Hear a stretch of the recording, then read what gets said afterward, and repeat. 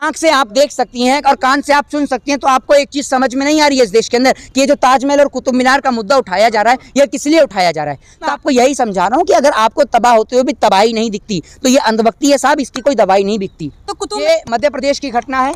5 रुपए की अस्पताल की पर्ची, आप भी देख लीजिएगा एक बार, 5 रुपए की अस्पताल की पर्ची नहीं बना पाई और 12 घंटे बाद उसके पति की मौत हो गई। देश के अंदर इस कदर माहौल खराब है, देश का जो रुपया है वो सबसे ज्यादा नीचे गिर गया है डॉलर के मुकाबले। और प्रधानमंत्री नरेंद्र मोदी जी का ऑफिशियली स्टेटमेंट है कि जिस देश का रुपया गिरता है उस देश के प्रधानमंत्री जी की इज्जत गिरती है। तो आज आपकी कथनी और करनी के अनुसार आपकी इज्जत गिर चुकी है। तो शायद बुलडोजर चल रहा है आज देश के नौजवानों के सपनों पर, बुलडोजर चल रहा है इस देश की अस्मिता पर, बुलडोजर चल रहा है इस देश की अनेकता, एकता और अखंडता पर, बुलडोजर चल रहा है इस देश की यूनिटी पर। मोहित, ये जो अजान और हनुमान चालीसा को लेकर जो दो टूक नजर आ रहा है, अब दिल्ली के कुतुब मीनार में हनुमान चालीसा पढ़ी गई है, क्या कहेंगे? देखिए, पहली बात मैं आपको बता दूं, देश की सरकार जो है वो मुद्दा विहीन हो चुकी है। भारतीय जनता पार्टी की सरकार के पास देश में कोई मुद्दे नहीं है। एजुकेशन, हेल्थ और शिक्षा बीजेपी के लिए कभी कोई मुद्दा नहीं रहा है। उनके लिए मुद्दा रहा है हिंदू और मुस्लिम का। इस देश के अंदर रहते हुए जो काम ईस्ट इंडिया कंपनी नहीं कर पाई वो काम आज भारतीय जनता पार्टी कर रही है। भारतीय जनता पार्टी इस देश के टुकड़े करना चाहती है, हिंदू मुस्लिम सिख ईसाई के नाम पे इस भारत देश का विभाजन करना चाहती है। वो चाहती है कि ये देश जो है वो टुकड़ों में बट जाए, जैसे पाकिस्तान बटा, जैसे बांग्लादेश बटा, अब वैसे ही हिंदू और मुस्लिम के नाम पर एक बार फिर इस भारत देश के टुकड़े कराना चाहती है। भारतीय जनता पार्टी अपनी राजनीतिक रोटियां सेकने के लिए इस देश में कभी ताजमहल पे पहुंच जाती है, कभी कुतुब मीनार पे पहुंच जाती है, तो कभी लाउड स्पीकर और अजान पे पहुंच जाती है। आप एक बात मुझे बताइए, जिस तरीके से आज ताजमहल का जिक्र हो रहा है, ताजमहल का नाम बदल के तेजो महल रखा जा रहा है, आप एक बात मुझे बताइए, जो वहां पर शिव मंदिर की भी जो आप वहां पर बात बताई जा रही है, जब 16वीं शताब्दी में जब ताजमहल का निर्माण कार्य शुरू हुआ था तो ऐसा भी हो सकता है कि वहां पर जो काम करने वाले जो लेबर हों वो हिंदू हों। ऐसा तो है नहीं कि ताजमहल एक दो लेबर ने बना दिया है, बहुत सारे मजदूर वहां पर काम करने के लिए लगे होते हैं। और जो ताजमहल की जो हिस्ट्री है वो ये बताती है कि ताजमहल राजा जयसिंह से लिया गया था, ताजमहल की जो जमीन है वो राजा जयसिंह से ली गई थी। तो ये भी हो सकता है कि ताजमहल की जो जमीन है वहां पर राजा जयसिंह जो एक हिंदू राजा थे, वहां पर जो है मूर्ति वगैरह हो, तो उन्होंने जो है वहां पर जो काम करने वाले हिंदू मजदूर हों उन्होंने उठाकर एक रूम में कमरे में बंद कर दिया गया हूँ, जिसको ये लोग विवाद बना रहे हैं। दूसरी बात रही कुतुब मीनार की, तो मैं आपको एक बात बता दूं कि कुतुब मीनार जैसा कि हम इतिहास में पढ़ते हैं, कुतुब मीनार का निर्माण कुतुबुद्दीन ऐबक और इल्तुतमिश ने किया है, ये बात पूरा देश जानता है। लेकिन जब भारतीय जनता पार्टी के पास कोई मुद्दे नहीं बचे हैं, ये मुद्दा विहीन भारतीय जनता पार्टी की सरकार आज देश में देश की जनता का जो ध्यान बटाने के लिए, उनको हिंदू और मुसलमान करने के लिए, आज देश की स्थिति इतनी खराब है कि प्रधानमंत्री नरेंद्र मोदी जी लाल बत्ती में और देश मोमबत्ती में, लेकिन प्रधानमंत्री मोदी जी को कोई फर्क नहीं पड़ रहा। पूरा का पूरा देश जो आज मोमबत्ती में है, प्रधानमंत्री जी लाल बत्ती में सायरन दे दे के पूरे देश में घूमे जा रहे हैं।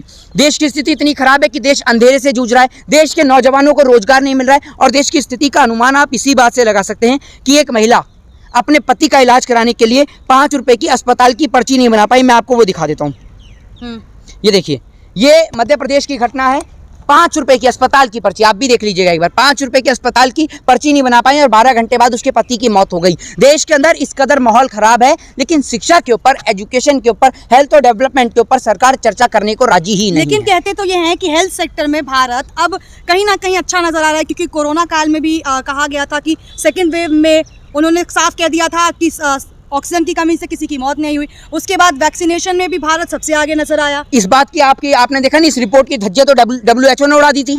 आप एक बात मुझे बताइए, प्रधानमंत्री नरेंद्र मोदी जी की आप किसी भी बात पे अगर आप यकीन करती हैं तो आप सबसे बड़े बेवकूफ माने जाएंगे, क्योंकि सरकार का मैनिफेस्टो कभी भी लीगल नहीं होता है। ये झूठ बोलने में माहिर हैं, A1 क्लास के झूठे हैं, ये A1 क्लास के झूठे जिसे कहते हैं ना, इनसे ऊपर कोई झूठ बोलने में माहिर नहीं है। और झूठ भी फुल कॉन्फिडेंस के साथ, फुल आत्मविश्वास के साथ में, आत्मविश्वास से लबरेज होकर प्रधानमंत्री जी झूठ बोलते हैं, शिक्षा पे बात करने को तैयार नहीं है। और देश के अंदर पहली बार आज देश की स्थिति ये हुई है कि भारत देश का जो रुपया है वो सबसे ज्यादा नीचे गिर गया है डॉलर के मुकाबले। और प्रधानमंत्री नरेंद्र मोदी जी का ऑफिशियली स्टेटमेंट है कि जिस देश का रुपया गिरता है उस देश के प्रधानमंत्री जी की इज्जत गिरती है। तो आज आपकी कथनी और करनी के अनुसार आपकी इज्जत गिर चुकी है। तो शायद वो उन्होंने तो अपने काफी बयानों में बदलाव किया है।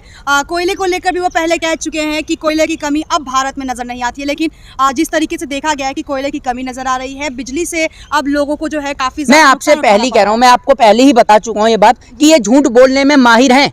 झूठ बोलने में आप इनके किसी भी नेता, किसी भी कार्यकर्ता का हाथ नहीं पकड़ सकते। एक प्रधानमंत्री मंच से खड़े होकर ये बोल देता है कि प्रत्येक नागरिक के खाते में अगर विदेश से काला धन आएगा तो 15-15 लाख रुपए तो यूं ही आ जाएंगे, 15 से 20 लाख रुपए तो यूं ही आ जाएंगे।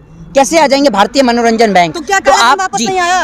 अरे ये तो बात आप प्रधानमंत्री जी से पूछिए ना। जो प्रधानमंत्री कहते थे मेरे पास काले धन की इतनी लंबी सूची है, असल में जब किसी देश की आर्थिक स्थिति खराब होती है, किसी देश का आर्थिक स्ट्रक्चर डैमेज होता है, तो वहाँ की सरकारें और वहाँ देश के प्रधानमंत्री हिंदू और मुस्लिम जैसे मुद्दे को अपनाते हैं, और वही काम आज भारतीय जनता पार्टी कर रही है। लेकिन मैं इसमें अगर सबसे ज़्यादा अगर किसी को पागल समझता हूँ तो वो इस देश की जनता है।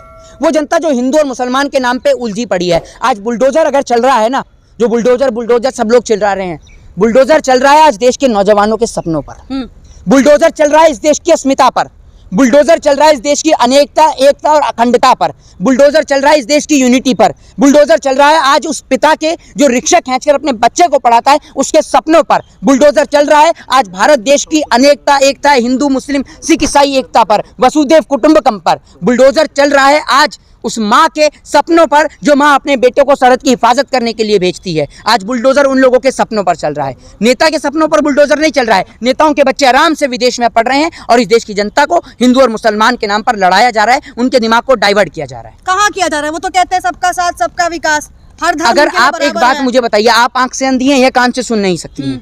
दोनों में से ऐसा कुछ नहीं है मेरे ख्याल से, या है तो आप मुझे बता दीजिए। आंख से देख सकती हैं, देख सकती हैं हाँ या ना, बताइए मुझे। कान से सुन सकती हैं, सुन सकती है ना कान से जी। तो आप एक बात का मुझे जवाब दीजिए, जब आंख से आप देख सकती हैं और कान से आप सुन सकती हैं, तो आपको एक चीज समझ में नहीं आ रही है इस देश के अंदर कि ये जो ताजमहल और कुतुब मीनार का मुद्दा उठाया जा रहा है, ये किस लिए उठाया जा रहा है? ताजमहल और कुतुब मीनार की जगह कभी भाजपा के नेता ने बोला है कि भैया ये जो आप पीछे देख रहे हैं, तो ये जो बड़ा सा, सुन लीजिए, ये जो पीछे आप सुन लीजिए, मैं आपको एक बात बता रहा हूँ, ये जो नेता हैं जो बैठते हैं अपने आप को, कभी इन्होंने ये स्टेटमेंट दिया है कि ये जो 5 स्टार होटल है इसके नीचे कभी स्कूल हुआ करता था, तो 5 स्टार होटल की जगह पे उसको स्कूल में तब्दील कर दो? शिक्षा पे कभी बात करते हैं ये लोग? कभी हेल्थ पे सुना हो? लोग बेरोजगारी से त्रस्त हो रहे हैं, मर रहे हैं, उस पर कभी चर्चा नहीं है। तो मैं आपको यही समझा रहा हूँ कि अगर आपको तबाह होते हुए भी तबाही नहीं दिखती तो ये अंधभक्ति है साहब, इसकी कोई दवाई नहीं बिकती। तो कुतुब मीनार में जो लोगों ने हनुमान चालीसा पढ़ा है उसमें भाजपा के लोग कहाँ हैं? मतलब हर चीज का इल्जाम भाजपा के ऊपर लगा देंगे क्या? अगर ये लोग भाजपा के लोग नहीं हैं तो एक बात आप मुझे बताइए, आप हनुमान चालीसा अपने घर के मंदिर में पढ़ेंगे या सड़क पे बैठ के पढ़ेंगी?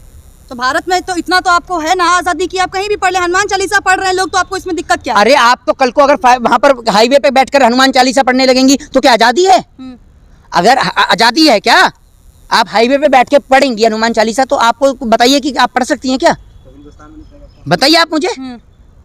लेकिन हनुमान चालीसा से क्या है? आप तो खुद हिंदू हैं, हनुमान चालीसा अगर लोग पढ़ भी रहे हैं तो इसका आप क्या साबित करना चाहते हैं? एक मिनट, क्या साबित करना चाहती हैं? मोहित शर्मा को हनुमान चालीसा से तकलीफ है? मोहित शर्मा को हनुमान चालीसा से कोई तकलीफ नहीं है। मैं खुद पढ़ता हूँ हनुमान चालीसा, आप नहीं बताएंगी मुझे? भाजपा से तकलीफ है? नहीं, मुझे भाजपा से भी तकलीफ नहीं है। मुझे तकलीफ इस बात से है कि अगर कोई दूसरा आदमी जो करेगा क्या हम भी वही करेंगे? हैं? अगर हम उनकी हुबहू होड़ कर रहे हैं कि भाई मुसलमान सड़क पे बैठ के अपनी नमाज पढ़ रहा है शुक्रवार के दिन, जुम्मे वाले दिन, तो क्या हम भी हनुमान चालीसा पढ़ेंगे मंगलवार को? हमारी आरती होती है ना, किसी को तकलीफ हुई है? तो भाई आप एक बात समझिए, तकलीफ है अजान से तकलीफ है इस देश के राजनेताओं को, और आरती से भी उन्हीं को तकलीफ है, तभी वो लाउड स्पीकर हटवाने में लगे हुए हैं। बाकी इस देश के अंदर हनुमान चालीसा होती आई है, माता रानी का जागरण, चौकी, पूजा, हवन, गणेश चतुर्थी का उत्सव, सब कुछ होता है। परमिशन लेते हैं लोग, बड़ी बड़ी चौकियां लगाते हैं। अभी नवरात्रि गई है, हमने भी माता रानी की चौकी लगाई सरकार से परमिशन लेके, और गली में ही लगाई। बताइए, तो मुसलमान लोग भी रहते हैं, किसी ने तो कंप्लेंट नहीं करी कि हमें तकलीफ हो रही है। तो अगर आप दूसरे को कोऑपरेट करेंगी तो दूसरा आपको कोऑपरेट करेगा। लेकिन अगर आप ये सोचती हैं कि उसकी मस्जिद की नमाज बंद कराकर हम खुश रहेंगे तो ये गलत है। अगर आप उसकी मस्जिद की नमाज बंद कराएंगे तो कल का आपको माता रानी का जागरण भी बंद होगा। तो हम दोनों ही समाज के लोगों को कोऑपरेट करने का काम करते हैं, ठीक है ना? तो मतलब क्या लग रहा है, विपक्ष कभी हिंदू मुस्लिम की या बाकी चीजों की राजनीति नहीं करता था, केवल भाजपा ही कर रहा है? विपक्ष आज विपक्ष में बैठा ही इसलिए कि वो हिंदू मुसलमान की राजनीति नहीं करता था, वरना मुट्ठी भर अंग्रेज इस हिंदुस्तान पे कब्जा करने की औकात क्या थी? औकात तो इसलिए बन गई उनकी क्योंकि इस देश के हिंदू मुस्लिम सिख ईसाई आपस में लड़ गए, इसलिए इस देश के ब्रिटिश ईस्ट इंडिया कंपनी इस देश पे राज कर गई। जय हिंद, जय भारत, वंदे मातरम।